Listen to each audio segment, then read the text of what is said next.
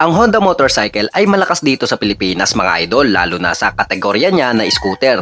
At sa sobrang dami nga nitong entry level magmula 110cc, 125cc, 150 at 160cc ay halos lahat mabenta. Pero di dahilan nito para magpakampante ang Honda kahit sila ay number 1 pagdating sa 125cc scooter na si Honda Click. Kaya ito ang PCX 160 the next level na itsura pa lang ay siguradong old goods ka na dito. Ito ang tipo ng scooter na ang lakas makahatak pataas ng moral. Yung tipong wala kang silbi sa buhay na parang tambay maghapon at ang lakas mo pang uminom ay magmumukha ka ditong may silbi sa pamayanan. Nakala mo magmumukha ka namang CEO ng isang malaking kumpanya pag ito ang motor mo. Dahil sa taglay nitong forma na elegante, kagalang-galang na postura at very premium at disenyo, ay talagang mag-iba ang tingin sa'yo ng mga marites na kapitbahay mo. At ngayon 2024 mga idol, ang malaking katanungan